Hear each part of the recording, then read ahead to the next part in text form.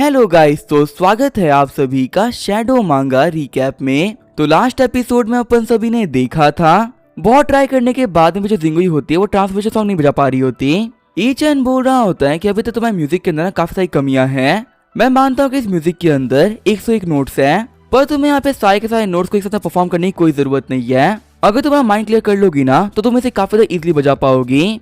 ये बोलते हुए ईचन उसे ट्रांसमिशन सॉन्ग बजाकर दिखाता है। जिंगुई सोच रही होती है कि चाहे मैं कितनी ट्रेनिंग क्यों ना कर लूं, मैं कभी भी सीने की बराबरी नहीं कर पाऊंगी। चाहे कि कल्टीवेशन की बात करो या फिर म्यूजिक की एबिलिटी की, सभी वर्ल्ड में बेस्टेस्ट है।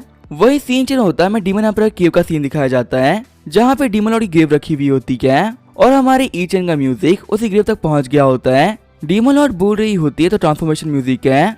इसका मतलब यहाँ पे क्लियर हो चुका है कि गॉड ऑफ क्रिएशन आप वापस आ चुके हो। अगर आप वापस आ चुके हो ना तो इसका मतलब यही है कि मेरा वापस आने का टाइम आ चुका है। फाइनली अब 1000 साल बाद में आपने देखने को मिलोगे।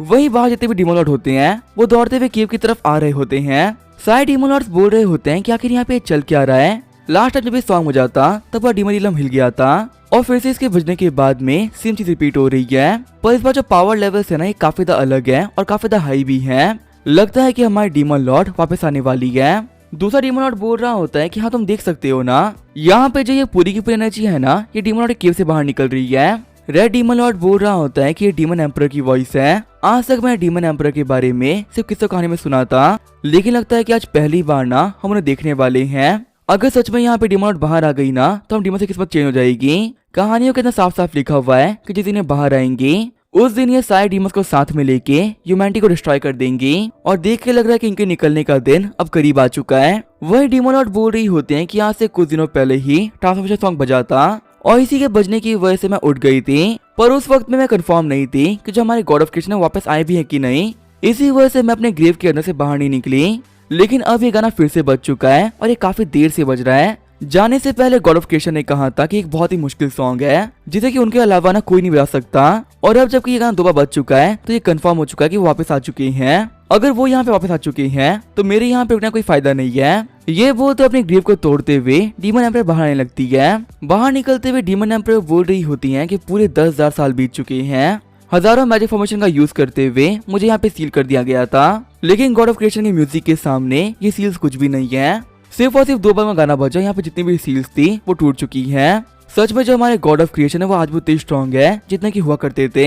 वहीं बाहर डीमन एम्परर की एनर्जी की वजह से स्पेस में क्रैक ओपन हो गया होता है। बुल डीमन लॉर्ड बोल रहा होता है कि हम सभी की सभी डीमन लॉर्ड्स हैं और हम लोग के पास भी ना काफी ज्यादा कमाल की स्ट्रेंथ है। बहुत ही ऐसे कम डीमंस हैं जो कि हमारी बराबरी कर सकते हैं, लेकिन अपनी पूरी पावर लगाने के बावजूद भी ना हम स्पेस में क्रैक नहीं डाल पाएंगे।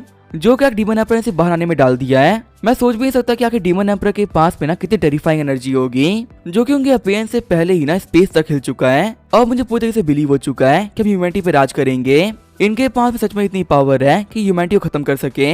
डीमन एम्परर बोल रही होती है कि लगता है कि बाहर मेरे कुछ फॉलोवर्स आ रखे हैं। जो भी यहाँ पे बाहर खड़ा है ना, थोड़ी देर वेट करना, जब तक कि मैं यहाँ पे सील को तोड़ ना दूं कोई यहाँ से नहीं जाएगा। और अगर कोई यहाँ से गया ना तो बाहर निकलने के बाद मैं सबसे पहले तुम्हें मारूंगी। बाहर के डीमन लॉर्ड बोल रहे होते हैं डीमन एम्परर आप बिल्कुल भी टेंशन मत लीजिए, यहाँ पे जितने भी लोग आ रखे हैं ना वो सभी के सभी आपके फॉलोवर्स हैं। अगर आपको सील तोड़ने में टाइम लग रहा है ना तो आराम से टाइम ले लीजिए। आपको यहाँ पे जल्दबाजी करने की कोई जरूरत नहीं है, क्योंकि अगर आपके बाहर आने के लिए हमें जिंदगी भर ही वेट करना पड़ा ना तो भी कोई बात नहीं। हम सभी लोग को आपके ऊपर ना काफी ज्यादा भरोसा है। वैसे भी आपका अपनी ग्रेव के अंदर से बाहर आना हम डीमंस के लिए एक त्योहार की तरह है। फाइनली हमारे पास एक मौका है कि हम इस वर्ल्ड पे रूल कर पाएंगे।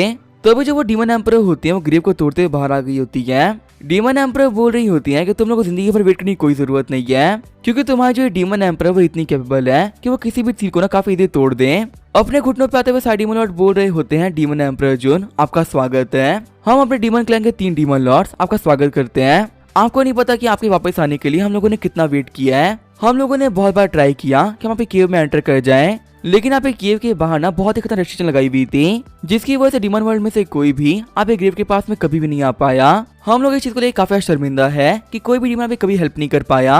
वही हमारे डीमन क्लैन के लिए आपने कितना कुछ किया।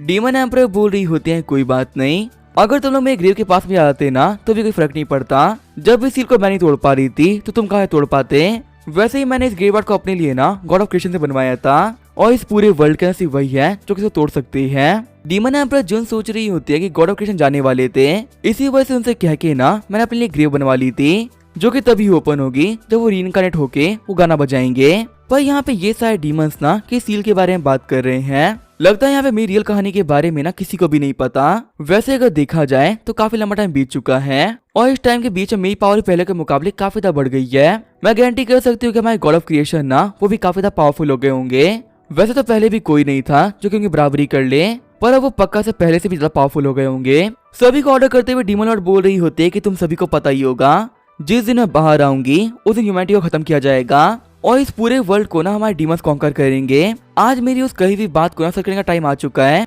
पूरे डीमन क्लैन को बोल दो कि वो तैयार हो जाए। उन लोगों के दिक्कत से भरे हुए दिन अब खत्म होने वाले हैं। अभी तक हमारे डीमन वर्ल्ड को ना ह्यूमैनिटी ने काफी दबा लिया और वक्त आ चुका है बदला लेने का। सारे डीमन झुकते हुए बोल रहे होते हैं कि हम सभी लोग इसी का वेट कर रहे थे और अब जबकि आपने ऑर्डर दे दिया है तो सारे डीमन तैयार हो चुके हैं। आप जिस पल बोलेंगे ना हम उस पर अटैक करने के लिए निकल जाएंगे। हमारी सबसे बड़ी दुश्मन ह्यूमैनिटी अब खत्म होने वाली है।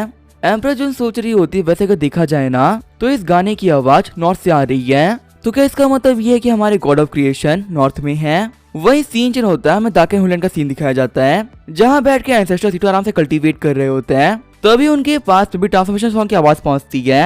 एंसेस्टर सीटू बोल रहे होते हैं कि आखिर म्यूजिक कहाँ पे बज रहा है। इतना कमाल का म्यूजिक ना मैंने आज से पहले कभी नहीं सुना था। मैं यहाँ पे इस म्यूजिक के अंदर काफी कुछ सेंस कर पा रहा हूँ। ऐसा लग रहा है कि इस गाने के अंदर ना कोई अपनी लाइफ के बारे में कंप्लेन कर रहा है, जैसे कि ये गाना ना कोई कहानी हो, कोई 1000 साल पुरानी कहानी। सच में एक ऐसे गाने को बजाना ना काफी ज्यादा मुश्किल है। मुझे बिलीव नहीं हो रहा कि आखिर एक मास्टर इतने पावरफुल कैसे हो सकते हैं कि उनके गाने के अंदर ना इतनी कमाल की मेलोडीज हो। आज तक का मेरा सुना हुआ ये सबसे बेस्ट सॉन्ग था। शौक होते हुए सूजिटिया ने बोल रहा होता है कि इस गाने के अंदर ना कुछ तो अजीब है। सुनने में ये गाना ना बिल्कुल ट्रांसफॉर्मेशन सॉन्ग की तरह है जो कि जिंगुई मेरे पास में लेके आई थी, पर उसने बताया कि गाने के नोट्स ना काफी ज्यादा पेचीदा हैं और वो उसे समझ नहीं पा रही। इसी वजह से वो इस गाने को लेके ना सीना ईचन के पास में भी गई थी। लगता है कि सीना ईचन से सीख लिया है कि आखिर इस गाने को कैसे बजाते हैं। इसी वजह से वो यहाँ पे इस गाने को ना काफी अच्छे से बजा पा रही है। तभी जो हमारे एंसेस्टर सीटू होते हैं वो जू जिटियान के पास में आ गए होते हैं। एंसेस्टर बोल रहे होते हैं होली मास्टर जू, आपने पक्का से गाना सुन लिया होगा, क्या आपको यहाँ पे समझ में आ रहा है कि गाना कितना खतरनाक है। जू जिटियान बोल रहा होता है हाँ एंसेस्टर सीटू, मैं इस गाने को सुन लिया है, लेकिन अगर मैं सच कहूँ ना तो मुझे इसमें कुछ भी खतरनाक नहीं लगा। ये तो एक काफी ज्यादा प्यारा गाना है। आखिर यहाँ पे सिर्फ और सिर्फ एक गाने की वजह से आप इतने परेशान क्यों दिख रहे हो। एंसेस्टर सीटू बोल रहे होते हैं कि मेरे पास परेशान होने की ना एक बहुत ही बड़ी वजह है। मुझे यहाँ पे ऐसा फील हो रहा है कि इस गाने के अंदर ना बहुत ही खतरनाक पावर है और शायद से इस पावर की वजह से ना फिर से कोई रिवाइव करने वाला है, कोई बहुत ही खतरनाक इंसान वापस आने वाला है। वैसे होली मास्टर आपको देख के लग रहा है ना कि आपको पता है क्या इस गाने को कौन बजा रहा है। अगर तो आपको पता कि ये कौन बजा रहा है तो प्लीज मेरे को बता दीजिए, क्योंकि अभी मेरे लिए जानना ना कि इसे कौन बजा रहा है ये मेरे लिए काफी ज्यादा इंपॉर्टेंट है। जू जिटियान सोच रहा होता है कि एक ऐसा गाना जो किसी को रिवाइव करने की पावर रखता है, अगर यहाँ पे इस गाने को जिंगुई बजा रही होती तो एंसेस्टर सीटू कभी परेशान नहीं होते, पर अगर यहाँ पे सिर्फ एक गाने की वजह से इतना परेशान हो रहा है ना तो जिंगुई ये नहीं बजा रही। लगता है कि यहाँ पे इस गाने को परफॉर्म करने वाले और कोई नहीं सीनियर ई चैन है। इसी वजह से इस गाने की पावर पहले के मुकाबले ना 100 गुना बढ़ चुकी है। जू जिटियान बोल रहा होता है एंसेस्टर, अगर मैं सच कहूँ ना तो मुझे यहाँ पे पता है ना कि आखिर इस गाने को कौन बजा रहा है। एंसेस्टर सीटू बोल रहे होते हैं कि अगर आपको पता है कि ये कौन बजा रहा है तो मुझे उसके पास में लेके चलिए, क्योंकि सच में मेरे लिए जानना कि इसे कौन बजा रहा है काफी ज्यादा इंपॉर्टेंट हो चुका है और सिर्फ मेरे लिए ही नहीं पूरी ह्यूमैनिटी के लिए काफी ज्यादा इंपॉर्टेंट है। जू जिटियान बोल रहा होता है लेकिन मुझे माफ करिएगा, इन मास्टर के पास में ना मैं को लेके नहीं आ सकता। जिन मास्टर की हम लोग यहाँ पे बात कर रहे हैं ना वो एक बहुत ही पावरफुल मास्टर है और अगर मैं सच कहूँ ना तो आप भी उनके सामने कुछ नहीं हो, लेकिन उन मास्टर के बारे में कोई भी इसी वजह से नहीं जानता है क्योंकि उनको किसी के सामने भी आना पसंद नहीं है। इतना पावरफुल होने के बावजूद भी ये सीनियर एक विलेज में रहते हैं और इनके आसपास के लोगों तक को नहीं पता कि आखिर ये कौन है। इसी वजह से इन मास्टर के पास है ना मैं आपको लेके नहीं जा सकता। उम्मीद है एंसेस्टर आप मेरी बात को समझोगे। एंसेस्टर सीटू बोल रहे होते हैं कि मुझे अभी तो लग रहा था ना कि मैं सबसे स्ट्रॉन्गेस्ट ह्यूमन हूँ और यहाँ पे मैं ही अकेला हूँ जो कि पूरी की पूरी ह्यूमैनिटी को बचा सकता है, लेकिन तुम्हारी बात सुन के लग रहा है ना कि हमारी तरफ से भी एक बहुत ज्यादा पावरफुल इंसान है जो कि अभी तक किसी के सामने नहीं आया और छुपा हुआ है। लगता है क्योंकि डीमन एम्पर को हराने वाला ह्यूमन हमारे पास में है, पर जू जिटियान हम लोग कैसे भी करके ना उनको फील कराना होगा कि अगर वो इतने पावरफुल है तो ह्यूमैनिटी को बचाना होगा और डीमन एम्पर से फाइट करने में ना हमारी हेल्प करनी होगी। अगर वो ऐसी दुनिया के सामने नहीं आएंगे तो ऐसे तो ह्यूमैनिटी खत्म भी हो जाएगी और उन मास्टर के बारे में कभी किसी को पता तक नहीं चल पाएगा। भले ही हम लोग को यहाँ पे कुछ भी क्यों ना करना पड़े, उन मास्टर को हेल्प करने के लिए ना हम लोग को राजी करवाना ही होगा। जू जिटियान सोच रहा होता है अगर देखा जाए तो ऐसा बिल्कुल सही कह रहे हैं। अगर तो हम लोग को यहाँ पे ह्यूमैनिटी को बचाना है तो सीनियर की हेल्प चाहिए। अगर वो डीमन एम्पर से फाइट करेंगे ना तो वो काफी इजी डीमन एम्पर को मार देंगे, लेकिन उनको इस चीज के लिए कन्विंस करना कि वो डीमन से फाइट करे काफी ज्यादा मुश्किल होगा। और सबसे बड़ी दिक्कत वाली बात तो ये है कि आखिर उनके सामने बात बोलेगा कौन। अगर मैं उनको ये बात बोलता हूँ ना तो ऐसा हो सकता है कि वो काफी ज्यादा गुस्सा हो जाए, और अगर तो वो मेरे ऊपर गुस्सा हो गए तो मेरा होलन तबाह हो जाएगा।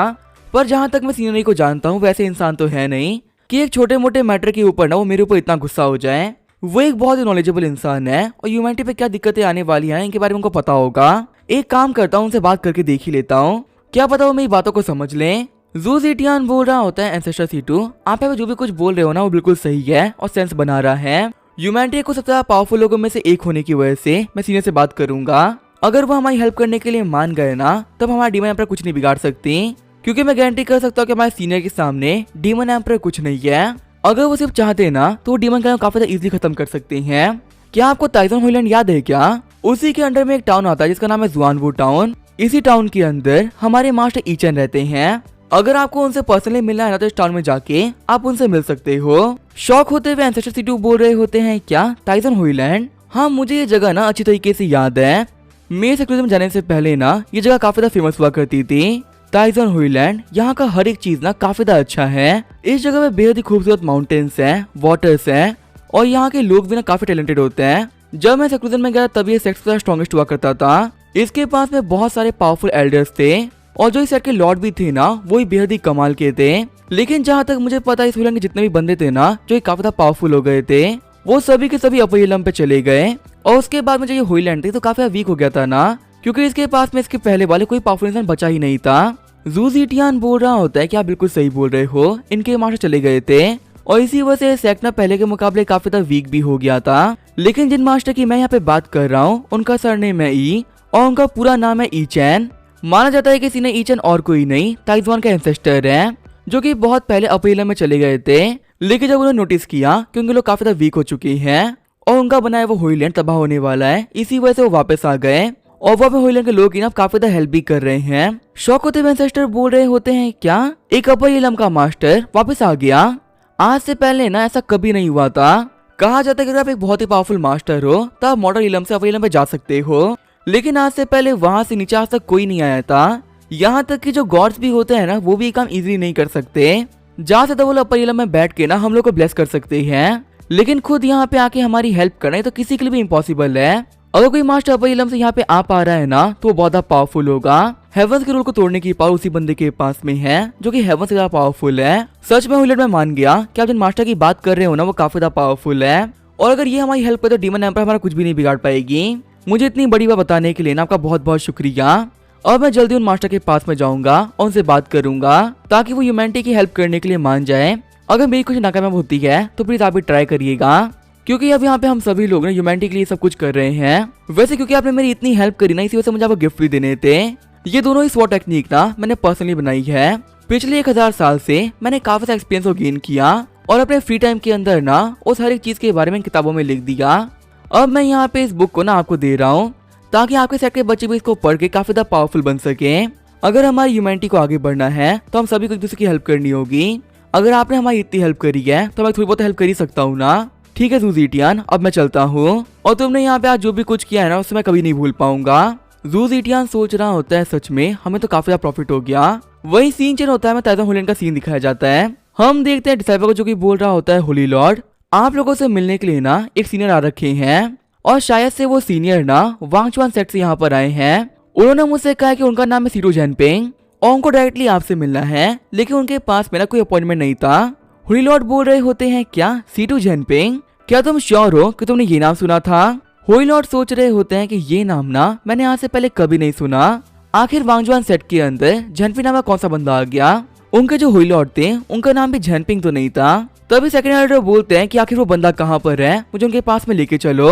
डिसाइपल बोल रहा होता है, एल्डर वो हमारे माउंटेन गेट पे ना आपका वेट कर रहे हैं। सेकंड एल्डर बोल रहे होते हैं, होली ब्रदर जल्दी करिए, आपको नहीं पता कि यहाँ पे हम लोगों से मिलने के लिए कौन आया है। उन मास्टर का गेट पे वेट करना बिल्कुल भी सही नहीं है, उन्हें हमें पिक करना होगा। होली लॉर्ड बोल रहे होते हैं कि आखिर ये बंदा है कौन जिसके लिए ब्रदर नैनगोंग आप इतने एक्साइटेड हो रहे हो। हमारे इस होइलैंड के अंदर ना एम्पर भी आ रखे हैं, लेकिन उनके लिए भी ना मैंने आपको ऐसे बिहेव करते हुए नहीं देखा। एल्डर नैनकॉन्ग बोल रहे होते हैं होली ब्रदर, क्या आपको सच में याद नहीं है कि यहाँ के जो सीटू जैनपिंग है वो कौन है? अब इसका क्या होगा वो नहीं नेक्स्ट एपिसोड में। तो तब तक के लिए बाय और स्टे ट्यून।